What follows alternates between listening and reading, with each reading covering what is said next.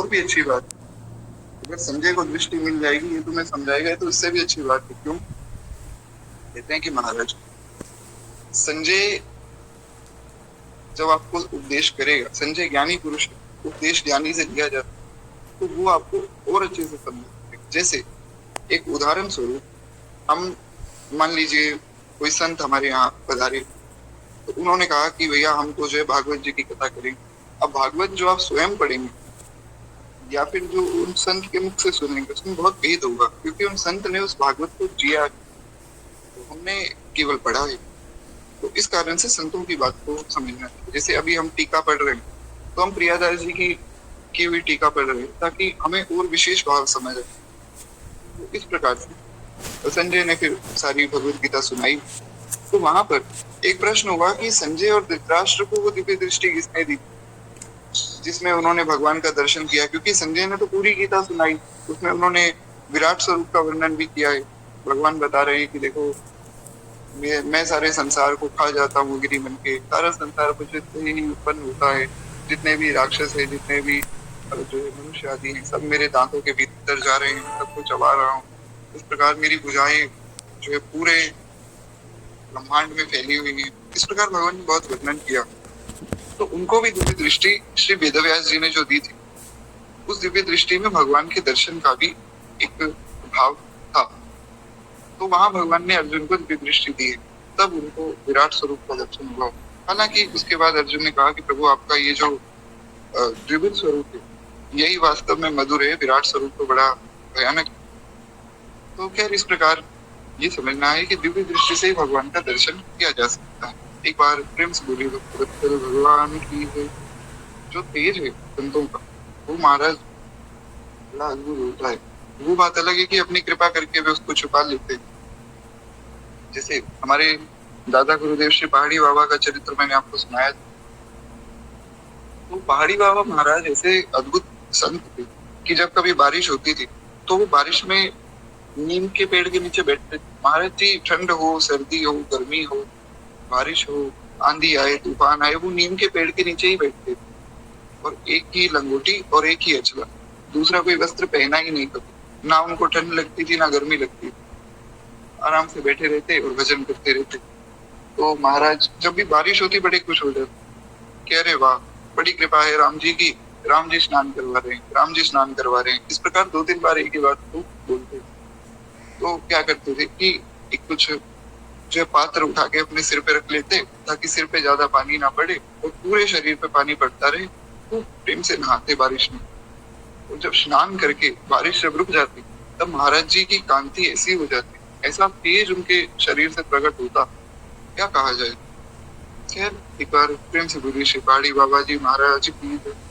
तो इस प्रकार श्री गरुड़ जी का भी तेज ऐसा हो, उसमें कोई आश्चर्य की बात नहीं है। तो देवताओं ने प्रार्थना की है, गरुड़ जी ने अपना तेज जो है समेटा है। और कहते हैं कद्रु और कद्रु पुत्र नागों के द्वारा बार बार दासवत व्यवहार किए जाने पर श्री गरुड़ जी ने जब इसका हेतु पूछा तो विंता ने जो है कद्रु के कपट की कथा सुनाई। क्योंकि कद्रु जी ने देखा कि इनका जो पुत्र है, विंता का पुत्र तो बड़ा बलशाली प्रतीत होता है, दिखने में भी महाराज बहुत तेजोमय है। तो उनको लगा कि इससे तो दोस्ती कर लेनी चाहिए। शास्त्र में, न्याय शास्त्र में एक बात कही गई कि जो जहाँ पर राजनीति का वर्णन है वहां पर एक बात कही गई है, राजनीति किस प्रकार की जाती है। आज के समय में तो सब उल्टे सीधे काम भी होते हैं, उस पर हम चर्चा नहीं करेंगे। पर हाँ, न्याय शास्त्र में एक बात कही गई कि या तो अपने शत्रु को हरा दो, या फिर अगर आपका शत्रु इतना ज्यादा ताकतवर है कि आप उन्हें नहीं हरा सकते तो उससे मित्रता। जैसे इसका उदाहरण है रावण। रावण महाराज बहुत बड़ा ज्ञानी था, बहुत बड़ा पंडित था, तो उसको सब ज्ञान था। तो इसने सोचा कि चलो मैं सबको जीत के आता हूँ और जो जिसको ना जीत पाया उसको दोस्त बना लूंगा। तो ये सबसे पहले पहुंच गया बाली जी के पास। बाली जो है संध्या वंदन कर रहे। अब बहुत ध्यान से समझिएगा इस बात, ये बहुत अंदर की बात है। बाली संध्या वंदन कर रहे थे। अब बाली तो महाराज वानर है, वो वानर संध्या वंदन क्यों करेंगे? तो इसलिए समझना है कि बाली जी, सुग्रीव जी, श्री हनुमंत लाल जी आदि सब भगवत भक्त हैं और सब देवता ही हैं। तो ये अपने धर्म का त्याग नहीं करते। इसलिए समझना है कि भगवान का भक्त अगर किसी रूप में दिख रहा है, आवश्यक नहीं कि वो वैसा ही हो। हमें समझना चाहिए कि भगवान के भक्त के रंग या रूप आदि पर कभी भी कोई टिप्पणी किसी को नहीं करनी चाहिए। वो जैसा भी है भगवान का है, इतना समझना चाहिए। तो खैर, तो बाली जी संध्या वंदन कर रहे थे, ये पहुंच गया महाराज रावण, ये वहां खड़ा हो गया, क्योंकि संध्या वंदन करते व्यक्ति को तंग नहीं करना। रावण को धर्म का सारा ज्ञान था, इसको सब पता था कि धर्म क्या है, धर्म क्या है। नित्य गो पूजन भी करता था, इसलिए तो पहले मारा नहीं भगवान ने इसे। जब इसके पाप इतने बढ़ गए कि अब जो है असहनीय हो गए, तब भगवान ने मारा। ये गौ माता की कृपा से बचा भी हुआ। तो वहां खड़ा हो गया कि चलो संध्या वंदन पूरा हो जाएगा फिर जाऊं। संध्या वंदन पूर्ण हुआ, बाली हाथ जोड़कर भगवान से प्रार्थना कर रहे थे, ये पहुंच गए और महाराज बाली को मारने लगा। बाली ने जो है अपने बगल में इसको दबा लिया और 6 महीने तक भ्रमण करते रहे, पर्वतों से एक पर्वत से दूसरे पर्वत पे छलांग लगाते। और रावण की हालत ऐसी हो गई कि बस अब तो किसी भी क्षण मर जाएगा। हालांकि रावण को वरदान प्राप्त था कि भगवान के सिवा और कोई मार नहीं सकता है, तो इसलिए रावण मरा नहीं, बस हालत बहुत खराब हो गई इसकी। तो महाराज इस रावण को जब बाली जी ने छोड़ा, 6 महीने बाद बाली जी ने हाथ को थोड़ा सा हिलाया तो देखा कि अरे तुम कौन हो, तुम कहाँ से आ गए। जैसे कोई मच्छर या मक्खी हो, उस प्रकार उसको नीचे गिरा दिया। रावण ने सोचा कि इनसे तो लड़ पाना संभव ही नहीं है। तो रावण ने कहा कि देखिए, मैं तो आपसे मित्रता करने आया था और आपने महाराज मुझे इतना कष्ट दे दिया। तो मैं रावण हूँ, मैं त्रिलोकी का राजा हूँ इस समय में, और मैं आपसे मित्रता करना चाहता हूँ। बोले ठीक है, एक शर्त मैं ये रखता हूँ मेरी मित्रता की, कि जब भी मुझे आवश्यकता पड़ेगी आप मेरी रक्षा के लिए आ जाइए। इसलिए भगवान ने पहले बाली को खत्म किया, फिर भगवान आगे बढ़े रावण को मारने के लिए। फिर उसने तो आगे बहुत विस्तृत करता है। तो हमें इतना ही समझना है कि अगर किसी को हरा ना सको तो उससे मित्रता करो। तो कद्रू जी भी ये कपट कर रही थी। इन्होंने सोचा कि चलो विंता के पुत्र से मैं मित्रता कर लूं, लेकिन विंता ने अपने पुत्र को सुनाया कि देखो ये कद्रू है, ये तुम्हारी सौतेली माता है और ये कपट कर रही है, तो इनसे बच के रहना है। यही गलती कर दी। रावण की माता ने भी यही गलती की थी। रावण जब छोटा था, मैंने आपको कथा शायद सुनाई भी थी, जब कुबेर जी आए तो रावण की माता को ये बताना चाहिए था कि ये तुम्हारे बड़े भैया हैं कुबेर जी, इनका सम्मान करो। रावण की माता ने रावण को भड़का दिया कि अरे ये कुबेर हैं तुम्हारे बड़े भाई, तुम्हारा सारा धन लेकर भाग गए, तुम्हें कुछ नहीं दे रहे, हमें कुछ नहीं दे रहे, बस हमें कष्ट देते। इनके विरुद्ध जाओ और इनको जीत लो, इनका पुष्पक विमान हर लाओ। तब से तो रावण रावण बना है। माता पिता को समझना चाहिए कि बच्चों को अच्छी बातें सिखाई जाए। खैर, इस विषय पर हम बहुत बार चर्चा कर चुके, अब हम थोड़ा आगे बढ़े। तो कहते हैं बात ये हुई कि एक बार दोनों में जो है सूर्य के घोड़े की अथवा क्षीर समुद्र से निकले हुए उच्च श्रवा नामक घोड़े की पूंछ के रंग के विषय में वाद विवाद हुआ। कद्रू काली बताती और विंता श्वेत। जो समुद्र मंथन में उच्च श्रवा नाम का घोड़ा निकला था, उसके विषय में ये वाद विवाद चल रहा था। कद्रू ने कहा कि उसकी जो पूंछ है वो काली, विंता ने कहा नहीं उसकी पूंछ जो है श्वेत है, भगवान का घोड़ा है तो श्वेत रंग का ही होना चाहिए, क्योंकि भगवान के जो श्री शेष भगवान है, शेषनाग जी वे भी श्वेत है, तो उनका घोड़ा भी श्वेत होना चाहिए। ऐसा बहुत बहस चल रही थी। अंततो गत्वा हुआ ये कि ये निश्चय किया गया कि जिसकी बात झूठी निकले वह दूसरे की दासी होकर रहेगी। कद्रू की आज्ञा अनुसार उसके पुत्र नाग जो है वो घोड़े की पूंछ से जा लिपटे। हालांकि पूंछ तो श्वेत ही थी, जो मैंने आपको कारण बताया, हो सकता है ये कारण ऐसा ही हो, बाकी कारण जो वास्तव में है वो तो मैं भी नहीं जानता, पर हो सकता है क्योंकि भगवान के जितने भी प्रिय हैं, आप देखें भगवान शंकर है, वे भी महाराज कर्पूर गौरम करुणावतारम संसार सारम भुजगेंद्रहार। कर्पूर गौरम, भगवान शंकर इतने गोरे हैं, इतने गोरे। गोस्वामी जी ने एक पद लिखा है विनय पत्रिका में, कहते हैं कि इतने सुंदर है शंकर भगवान कि अगर ये भस्म आदि हटा दे तो महाराज भगवान भी एक बार के लिए उनके सामने फीके पड़ जाए। ऐसा भाव है भक्तों का। बाकी भगवान तो भगवान ही है, लेकिन शंकर जी महाराज बहुत सुंदर। बड़े अद्भुत, बहुत सुंदर स्वरूप है भगवान शिव के। तो इस प्रकार शंकर जी गौरे, भगवान शेष नाग जिनके ऊपर भगवान नारायण फोड़े, वे भी महाराज बड़े गोरे। तो इस प्रकार संभव है कि जो उच्च श्रेवा है वो भी इसी कारण से गोरा हो, बाकी तो भगवान जाने। खैर हम जानकर करेंगे भी क्या, हम आगे बढ़े। तो वास्तव में उस घोड़े की पूंछ तो थी श्वेत, पर कद्रू ने जीतने के लिए अपने पुत्रों को कहा कि देखो इसकी पूंछ से जाकर तुम लिपट जाओ। तो अब वो काले नाग थे, वो जाकर उसकी पूंछ से लिपटे तो वो पूंछ काली दिखने लगी। तो इस चालाकी से कद्रू ने विंता को दासी बना ली और अनेकों कष्ट दिए, उनको खूब प्रताड़ित भी किया है। और ये सब जानकर श्री गरुड़ जी ने नागों से कहा कि देखो हम तुम्हारा क्या काम कर दें जिससे मैं मेरी माता को दास्य भाव से छुटा सकूं। सीधी सी सरल सी बात है, क्योंकि किसी का भी दास होना ये बहुत कष्ट की बात है। महाराज सेवा केवल भगवान की हो या भगवान के भक्तों की हो, उसी में ही आनंद आता है। बाकी संसार में किसी की सेवा अगर आप करेंगे तो आप करके देखिए, ऐसा भयावह वो दृश्य होता है कि व्यक्ति कहता है बस मैं किसी प्रकार बचूं, मैं इनकी ओर सेवा नहीं कर सकता। संसारी लोगों की सेवा बड़ी खतरनाक, पर भगवान की सेवा में बड़ा आनंद। क्यों? इसका भी कुछ कारण होना चाहिए।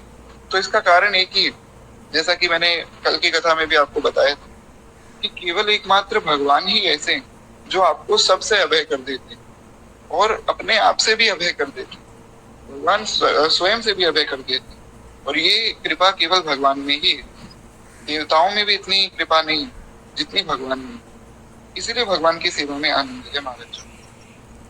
अभयम सर्वभूतेभ्यो ददामि तद्व्रतम मम। भगवान ने कहा ये मेरा व्रत है कि मैं उसे अभय कर देता हूँ जो मेरी शरण में आता है। सुकृतेव प्रपन्नाय तवास्मीति च याचते अभयम सर्वभूतेभ्यो ददामि तद्व्रतम मम। श्री भगवान जो समुद्र के तट पे खड़े होकर भगवान ने प्रतिज्ञा की, कथा आप सबको ज्ञात है। भगवान ने जो है राम सेतु बनाया, उससे पहले भगवान ने प्रार्थना की है समुद्र देव से कि आप जो है हमें रास्ता दिखाओ। उन्होंने रास्ता नहीं दिखाया, फिर भगवान ने बाण चलाने का प्रयास किया है, फिर भी प्रकट हुए। तो वहां पर उस समय भगवान ने हाथ उठाकर प्रतिज्ञा की, और ऐसी वैसी प्रतिज्ञा नहीं की है महाराज। जब भी कोई संकल्प लिया जाता है तो एक अंजलि में थोड़ा सा जल लेकर फिर संकल्प लेते। पर भगवान ने कहा कि मैं पूरे के पूरे समुद्र को ही साक्ष्य बनाकर ये प्रण लेता हूँ कि बाकी संसार के प्रण तो चाहे झूठे हो जाएं, कि अंजलि में थोड़ा सा जल लिया है, मैं पूरे समुद्र को ही जल मानकर प्रतिज्ञा ले रहा हूँ महाराज। एक बार जो आकर कह दे, केवल एक बार, हे नाथ हे मेरे नाथ मैं आपका हूँ, हे नाथ हे मेरे नाथ आप मेरे, हे नाथ हे मेरे नाथ मैं आपको भूलूं नहीं। पर इतना कहने मात्र से ही मैं उसको स्वीकार कर लेता हूँ। बस एक बार आप सच्चे भाव से स्वीकार कर लीजिए कि हम भगवान के शरणागत, आगे भगवान अपने आप देख लेंगे कि आपका जीवन किस ओर ले जाना। खैर एक बार प्रेम से बोलिए भक्त वत्सल भगवान की जय।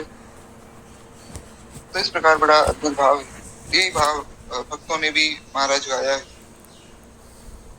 कि दिन रात हम चिंता कर रहे, हमारे साथ श्री रघुनाथ, हमें किस बात की चिंता, शरण में रख दिया जब मात, हमें किस बात की चिंता, हमें किस बात की चिंता, हमें किस बात की चिंता, शरण में रख दिया जब मात, हमें किस बात की चिंता। इतना सुंदर भाव किया करते हो तुम दिन रात, यूं बिन बात की चिंता, क्यों तेरे स्वामी को रहती है, तेरे स्वामी को रहती है तेरी हर बात की चिंता। वास्तव में हमारी चिंता तो भगवान कर रहे हैं, तो हम क्यों चिंता करें महाराज। हमारे साथ श्री रघुनाथ, हमें किस बात की चिंता, विभीषण को अभय वर दे, किया लंकेश फल भर दे, विभीषण को अभय वर दे किया लंकेश पल भर में, उन्हीं का कर रहे गुणगान तो फिर किस बात की चिंता, हमारे साथ श्री रघुनाथ हमें किस बात की चिंता। इतना सुंदर भाव, ये भाव बड़ा अद्भुत है अपने आप में। जब भगवान हमारे साथ में तो हम क्यों चिंता करें महाराज। जिन्होंने विभीषण को अभय वर दिया, विभीषण महाराज बहुत घबराए हुए। विभीषण जी को ये डर था कि रावण ने तो लात मार के निकाल ही दिया, अगर भगवान ये कह दें कि भाई तुम तो राक्षस हो, रावण के भाई हो, मैं क्यों स्वीकार करूं, तुम्हारे भाई ने जो है मेरी पत्नी का हरण किया, मैं तुम्हें क्यों स्वीकार करूं, तो मैं तो कहीं का नहीं रहूंगा, कहाँ जाऊं, कैसे जाऊं, बहुत घबरा रहे थे। जैसे ही पहुंचे भगवान ने कहा आओ लंकेश तुम्हारा स्वागत। आते ही भगवान ने राज्य दे दिया। ऐसी करुणा केवल भगवान। क्या करना फिकर फिर क्या करना, जब सिर पर सीताराम, फिकर फिर क्या करना तेरे बिगड़े बनेंगे काम, फिकर फिर क्या करना। बड़ा सुंदर भाव। केवल इतना भाव अगर कोई स्वीकार कर ले, हमारे गुरुदेव भगवान कहते हैं कि अगर आप केवल शरणागति का स्मरण कर ले, शरणागति तो हो गई, शरणागति का अगर आप स्मरण करें कि हाँ हमारी दीक्षा हुई थी, शरणागति हुई थी, उस स्मरण मात्र से आप अभय हो जाते हैं। एक चीज मुझे बड़ी अच्छी लगती है, काफी लोग अपने इंस्टाग्राम के बायो में लिखते हैं कृष्णा सदा सहाय थे। ये बड़ी अच्छी बात है। इतनी सी बात का स्मरण करें कि भगवान जो है सबकी सहायता करते हैं, नित्य सबकी सहायता के लिए आते हैं। इतने से ही व्यक्ति अभय हो जाता है, और ये केवल भगवान की सेवा में ही संभव है। संसार में किसी की सेवा करके देख लीजिए, अगर आपको वो अभय कर दे, संभव ही नहीं, केवल भगवान ही अभय बना सकते। भगवान का भक्त किसी से भी नहीं करता है। एक बार प्रेम से बोलिए भक्त वत्सल भगवान की जय। तो इस प्रकार श्री गरुड़ जी ने सोचा कि भाई मेरी माता बहुत कष्ट में है, इनको मुझे जो है दासत्व से मुक्त कराना चाहिए। तो गरुड़ जी ने, जो कद्रू जी के पुत्र हैं, यानी कि एक तरह से गरुड़ जी के भाई ही हैं, इनसे पूछा कि भाई ये बताओ मैं ऐसा क्या करूं जिससे तुम मेरी माता को छोड़ दो। उन्होंने कहा कि ऐसा करो, हमें अमृत ला दो, अमृत अगर ला दोगे फिर हम तुम्हारी माता को छोड़ दें। गरुड़ जी ने माता को प्रणाम करके आज्ञा और आशीर्वाद दोनों पाए। पहले आज्ञा ली फिर आशीर्वाद पाया, क्योंकि बड़ों का आशीर्वाद बहुत आवश्यक था। तो कहते हैं कि उसके बाद आशीर्वाद लेकर वो स्वर्ग में जाकर देवताओं को पराजित करके अमृत को प्राप्त करते, और प्राप्त करके बड़ी तेजी से वे उड़ चले। तो वहां से वे अमृत लेकर आए। एक बड़ी सुंदर रहस्य की बात, शायद हमने पहले भी इस पर चर्चा की, भक्तमाल जी की कथा में तो शायद ही चर्चा हुई, पर मानस जी की कथा में तो 3-4 बार चर्चा हुई। मानस पीयूष नाम का एक ग्रंथ, बहुत विस्तार में उन्होंने श्रीमद् रामचरितमानस का वर्णन किया है। तो मानस पीयूष में बहुत सुंदर एक भाव कहा गया, जिसको जो है सब संतों ने भी स्वीकार किया है। श्री गोस्वामी तुलसीदास जी रामचरितमानस में प्रथम जो श्लोक लिखा, उस प्रथम श्लोक में श्री गोस्वामी जी लिखते हैं, वर्णानामर्थ संघानां रसानां छन्दसामपि मंगलानां च कर्तारो वंदे वाणी विनायको। गोस्वामी जी ने कहा कि वर्णानाम अर्थ संज्ञानाम, तो वर्ण और सब शब्दों को जोड़कर जो बड़ी सुंदर संज्ञा थे, अर्थों का सृजन करते, और सब कविताएं, कवित्व, लेख आदि जितना भी कुछ लिखा गया संसार में, जिनकी कृपा से लिखा जाता है, उन माता सरस्वती और श्री गणेश जी को मैं प्रणाम करता हूँ। सर्वप्रथम वंदे वाणी विनायक, सर्वप्रथम वाणी, उसके बाद विनायक। तो मानस पीयूष आदि ग्रंथ में इसका बहुत विस्तार में जो भाव दिया गया कि ऐसा गोस्वामी जी ने क्यों किया, क्योंकि गोस्वामी जी तो भगवान के सबसे बड़े भक्त हैं, तो सबसे पहले तो भगवान का नाम लिखना चाहिए था। चलो भगवान का नहीं तो कम से कम गणेश जी का लिखते सबसे पहले, गणेश जी सर्वप्रथम पूज्य हैं। तो सबसे पहले वाणी की उपासना क्यों की, उसमें भाव दिया गया कि देखो गणेश जी प्रथम पूज्य हैं, ये बात ये हम स्वीकार करते हैं, पर गणेश जी प्रथम पूज्य हैं ये बात हमें सिखाई किसने, ये बात सिखाई है वाणी ने, श्री सरस्वती जी ने। भगवती भागदेवता सरस्वती जी ने ही कृपा करके बात बताई। इसलिए हम इस बात को स्वीकार करते हैं कि गणेश जी प्रथम पूज्य हैं, पर जिन्होंने ये बताया कि वो प्रथम पूज्य हैं, पहले वंदना में उनकी करता हूँ। एक भाव ये भी है, और भी बहुत से भाव हैं, लेकिन हमें जो सुनना है वो ये है कि गोस्वामी जी ने सबसे पहले राम नाम या कृष्ण नाम या नारायण नाम क्यों नहीं लिखा, या भगवान का नाम क्यों नहीं लिखा, सबसे पहले लिखा वर्णा नाम। तो अपने ग्रंथ की शुरुआत भगवान के नाम से करते तो अच्छा होता। चलो भगवान के नाम से ना करते तो भगवान के नाम के एक अक्षर से ही कर देते, कृष्ण का क उठा लेते, या राम का र उठा लेते, नारायण का न उठा लेते। तो ये व क्यों? तो कहते हैं जो व धातु है संस्कृत में वो अमृत का सूचक है, अमृत का प्रतीक है। तो जिस प्रकार अमृत किसी भी व्यक्ति का कल्याण करता है, उसी प्रकार गोस्वामी जी ने भाव किया कि महाराज ये वह धातु भी अमृत, तो जो भी इस कथा को पढ़ेगा उसका कल्याण होगा। लेकिन एक बात इसमें और विशेष, वे सब संतजन अपना भाव देते हैं कि अगर अमृत से ही सबका कल्याण हो जाता तो महाराज सबको अमृत पिला दिया जाता, कोई मरता ही नहीं। अमृत से जो मरा हुआ व्यक्ति वो जिंदा नहीं होता है, जो व्यक्ति मर गया उसको अमृत पिलाते रही कोई मतलब नहीं। हाँ, जो जीवित है मरने वाला है उसको अमृत पिलाने से लाभ ये हो जाता है कि वो कुछ समय तक और जीवित रह सकता है, ये अमृत की विशेषता है। परंतु गोस्वामी जी ने ये एक भाव कहा है, मतलब जो वर्णा नाम लिखा उन्होंने सबसे पहले, उसमें से एक भाव ये स्पष्ट होता है कि गोस्वामी जी शायद ये बताना चाहते हैं कि भगवान की कथा ही वास्तविक अमृत है। और जो कथा को सुनता है उसका वास्तव में कल्याण है, इसका प्रमाण भी है। हम एक बार थोड़ा सा विचार करें कि महाराज अमृत है कहाँ संसार में, तो आप कहेंगे कि भैया अमृत तो स्वर्ग में है, देवताओं के पास है, समुद्र मंथन से निकला था, भगवान ने सबको अमृत पिलाया था। तो ठीक है, आपकी बात स्वीकार है, अमृत स्वर्ग में हो सकता है।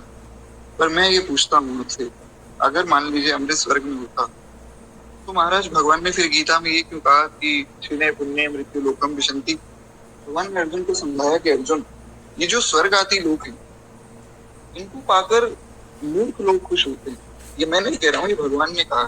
भगवान कहते हैं जो मूर्ख होते हैं वो खुश हो जाते हैं कि हमें स्वर्ग की प्राप्ति हो गई, या हमें सप्तलोक आदि महर लोक आदि लोगों की प्राप्ति हो गई। क्योंकि जो समझदार पुरुष हैं, जो ज्ञानी लोग, ये जानते हैं कि जो भी स्वर्ग आदि में जाता है वहां पर जैसे ही पुण्य खत्म होते हैं तो पुनः इस पृथ्वी लोक में फेंक दिया जाता है।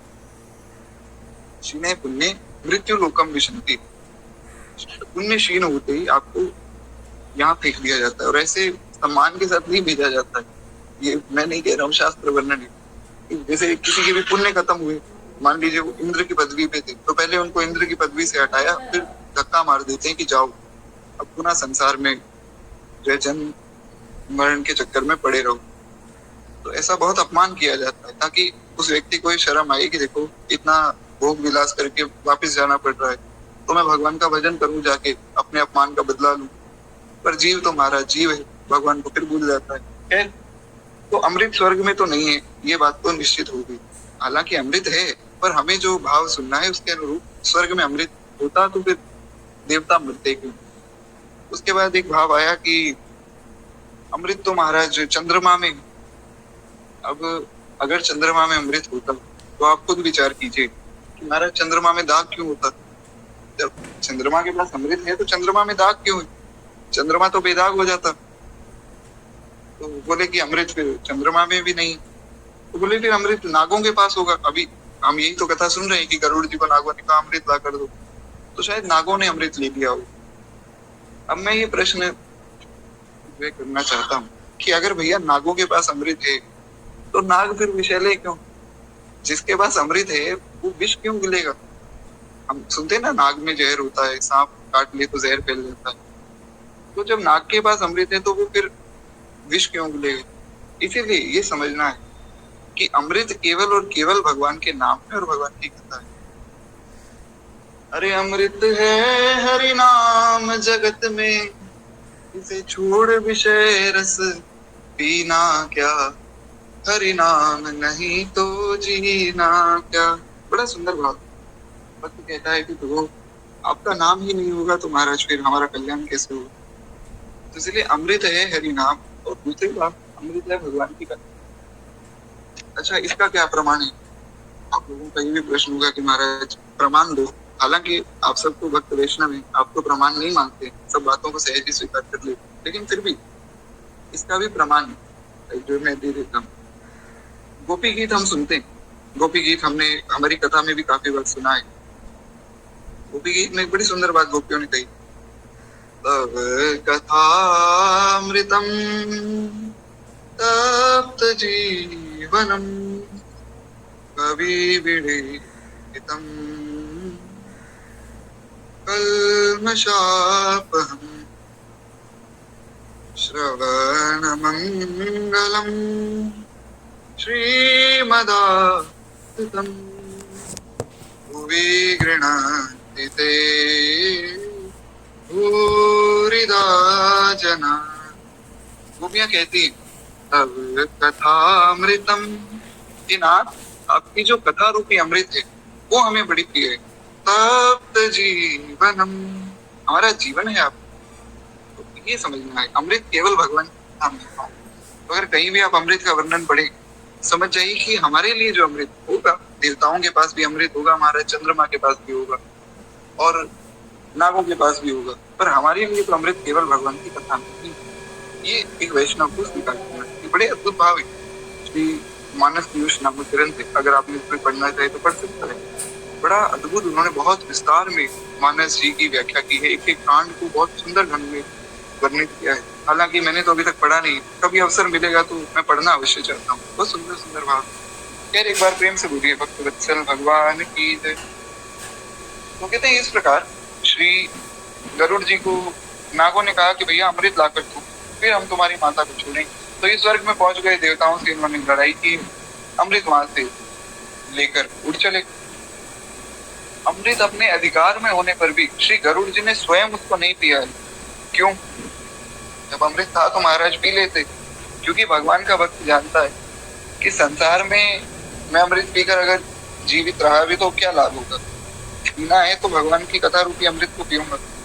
और ये बहुत से प्रमाण है शास्त्रों में, इसलिए अनेकों प्रमाण। भागवत जी आप पढ़िए, भागवत जी में 4 दिन की कथा पूरी हो गई, 9वें स्कंद तक पहुंच गए श्री परीक्षित जी और श्री सुखदेव गोस्वामी।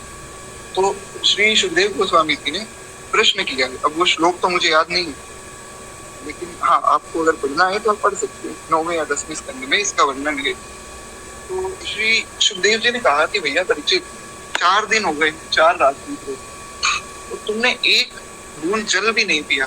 बोले गुरुदेव आपने भी तो नहीं पिया। बोले मैं तो परमहंसाचार्य हूँ, मैं तो महाराज कल तक बिना जल के रह लूंगा, पर तुम तो एक साधारण मनुष्य हो, तुम तो कुछ जल पी लो, कुछ अन्न जो है ग्रहण कर लो।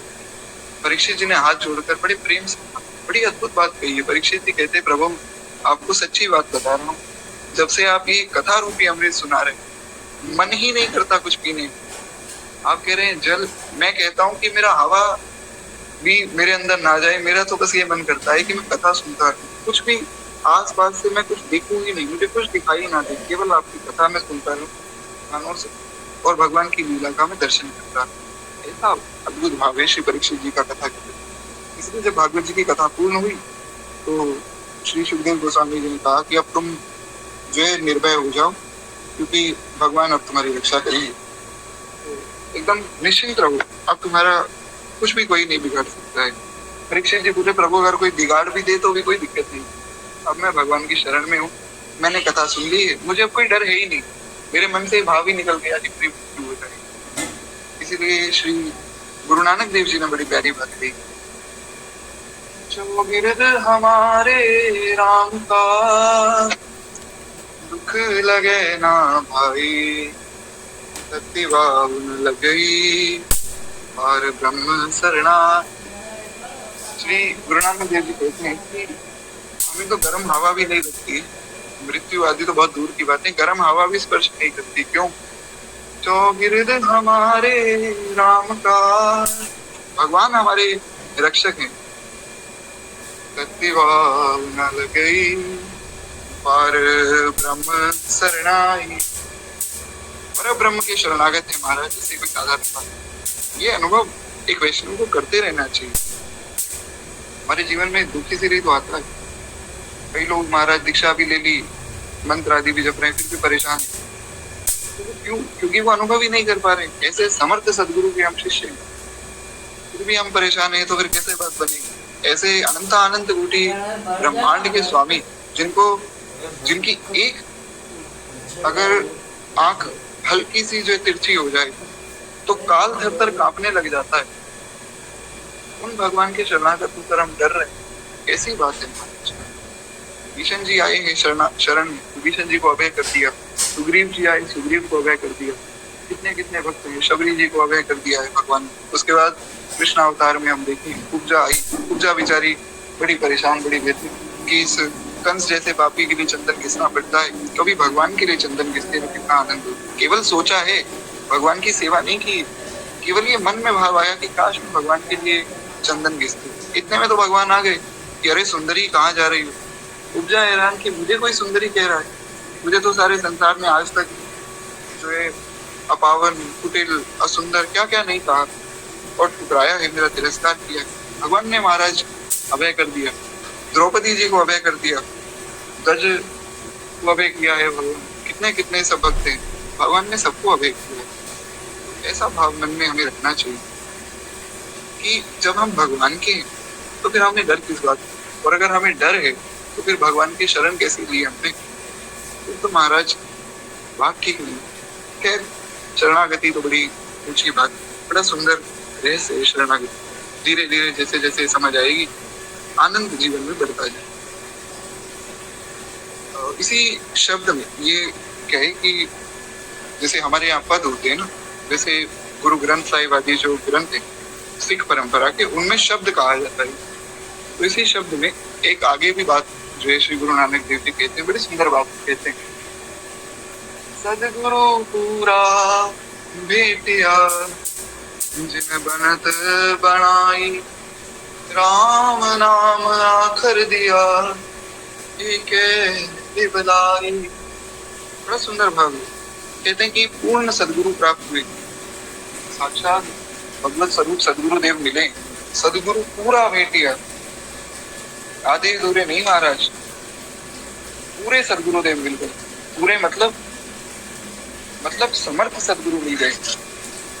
श्री मलूकदास जी महाराज ने भी एक पद लिखा है, तो उस पद में भी वे कहते हैं, अब मैं पूरा सदगुरु पाया।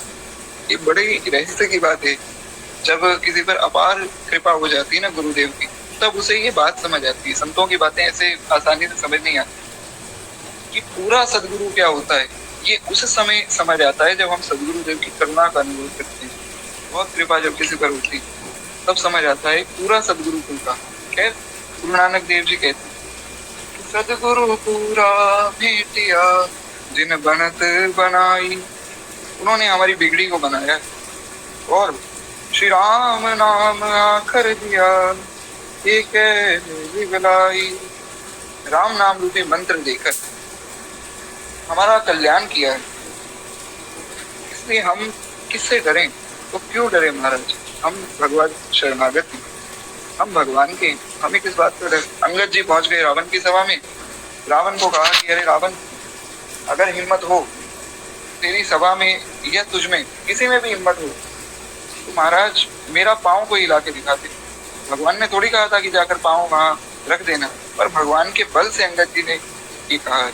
अच्छा, एक चीज सबके मन में ही रहती, ये भी थोड़ी सी स्पष्ट कर देता हूँ। एक भाव मैंने सुना है काफी लोगों से कि टीवी सीरियल आदि में ऐसा दिखाया गया कि महाराज अंगद जी ने अपना पाँव जमा दिया, मेघनाथ आया और जितने भी रावण के अन्य सैनिक थे सब आए, सबने, मंत्री महामंत्री सबने कोशिश की, अंगद जी का पाँव हिला नहीं पाए। तो कोई कार्टून आदि में दिखाया गया था, भगवान जाने किसने रखा। तो जब रावण आया तो रावण अंगद जी का पाँव हिला सकता, इसका उसको दिखाया गया। तो रावण ने हल्का सा पाँव हिलाया तो अंगद जी ने लात मार दी, अरे मेरे पाँव का पड़ता है भगवान की शरण में। लेकिन हमारे गुरुदेव भगवान कहते हैं कि ऐसा संभव ही नहीं। जब भगवत शरणागति के बल से अंगद जी ने पाँव रखा है तो एक रावण क्या, सहस्त्रों रावण, हजारों रावण एक साथ मिलकर भी अगर कोशिश करें तो अंगद जी के पाँव को हिला नहीं सकते। ऐसा थोड़ी कि भगवत शरणागति बाकी सब लोगों पर तो चल गई और रावण जैसा कोई मजबूत व्यक्ति आ गया तो शरणागति फीकी पड़ गई, ऐसा थोड़ी होता है। तो इन सब चीजों में विश्वास नहीं करना चाहिए। शरणागति का बल है तो महाराज वो तो सबके लिए है। कैसी ही कोई बड़ी से बड़ी विपदा आ जाए, हम शरणागत हैं। भगवान तो अपने आप से ही अभय कर देते हैं, तो और किसका डर। रावण तो क्या है उनके सामने। खैर एक बार प्रेम से बोलिए वत्सल भगवान की जय। इस प्रकार भगवत शरणागति का अनुभव एक तो वैष्णव को नित्य ही करते रहना चाहिए। तो फिर श्री गरुड़ जी ने ये सोचा कि मैं तो भगवान का भक्त हूँ, मैं अमृत का आश्रय क्यों लूं महाराज। अगर मरना होगा तो मर जाएंगे, जीना होगा तो जीते रहेंगे। तो उन्होंने अमृत लिया स्वर्ग में देवताओं से और लेकर चले। पूरे रास्ते में एक बार मन में विचार भी नहीं हुआ कि मैं अमृत पी लूं। भगवान के भक्त के हृदय में कामना ही नहीं होती है कोई, वो निष्काम हो जाता है, इसलिए वो भगवान को सबसे ज्यादा प्रिय है। इसलिए हमें निष्काम हो जाना चाहिए, जो चाहिए वो भगवान अपने आप दे देंगे, उसमें कामना करने की क्या आवश्यकता। और कामना करके हो क्या जाएगा। अब मैं महाराज कामना करूं कि मैं 10 दिन बाद देश का प्रधानमंत्री बन जाऊं, संभव ही नहीं। लेकिन अगर भगवान संकल्प कर ले कि ये बालक अगले क्षण देश का प्रधानमंत्री घोषित हो जाए तो मैं हो जाऊंगा। भगवान के संकल्प में ताकत है, हमारे संकल्प में कोई ताकत नहीं। इसलिए हम जब कुछ कर ही नहीं सकते तो संकल्प करें क्यों बैठकर। भगवान का भजन करें, उससे ही कल्याण होता है। तो इस प्रकार श्री गरुड़ जी चले। गरुड़ जी वहां से अमृत लेकर आए और कहते कि उन्होंने अमृत का स्वाद भी नहीं चखा, उन्होंने देखा भी नहीं अमृत को। इसी बात से प्रसन्न हुए हैं श्री भगवान। उनकी ये निष्क्रियता देखकर भगवान विष्णु प्रसन्न हुए। बिना ही अमृत पान के अजर अमर होने का तथा अपनी ध्वजा पर स्थित रहने का उन्हें वरदान देते। तो भगवान ने जो है उन्हें अपने पार्षद के रूप में स्वीकार किया है। बड़ी अद्भुत जो है ये झांकी आप देखिए कि भक्त और भगवान का एक बड़ा सुंदर मिलन है। भगवान ने कहा कि देखो तुमने अमृत को पान नहीं किया, तुमने मेरी शरणागति का बल लिया, तो मैं तुम्हें स्वीकार करता हूँ। आज से तुम मेरे वाहन मत रहो, तुम मेरी ध्वजा पर भी स्थित रहो, तुम मेरी जो घड़ी घंट होते हैं उन पर भी स्थित रहोगे। आप देखिए जो आरती आदि अगर कोई अपने से करते हैं तो आपने देखा होगा कि जो घंटी होती है उस पे भी श्री गरुड़ जी ही बने होते हैं। काफी लोगों का प्रश्न भी रहता है कि ऊपर किसकी आकृति, वो गरुड़ जी है। क्यों? गरुड़ जी के जो पंख हैं उनसे वेद ध्वनि प्रकट होती है और वेदों से ही भगवान की स्तुति की जाती है। तो हम तो जो आरती कर रहे हैं, जो भी स्तुति आदि कर रहे हैं, हो सकता है उसमें कुछ त्रुटि हो जाए, तो इसलिए गरुड़ घंट बजाया जाता है कि प्रभु हमसे गलती हो जाए तो हो जाए, पर गरुड़ जी से तो नहीं हो सकती। और दूसरी बात ये, वेदों में सबका अधिकार नहीं, स्त्रियां या अनुपनीत लोग वेद नहीं पढ़ सकते। तो इसलिए वो जब घंटी बजाते हैं तो उससे ये भाव होता है कि गरुड़ जी जो है वेद में स्तुति कर रहे हैं, हम अपने भाव में स्तुति कर रहे हैं। तो इस प्रकार श्री गरुड़ जी भगवान के वाहन बने। आगे गरुड़ जी का चरित्र तो और भी है, तो वो हम कल की कथा में सुनी। आज विश्राम की प्रेम से करें एक बार प्रेम से इस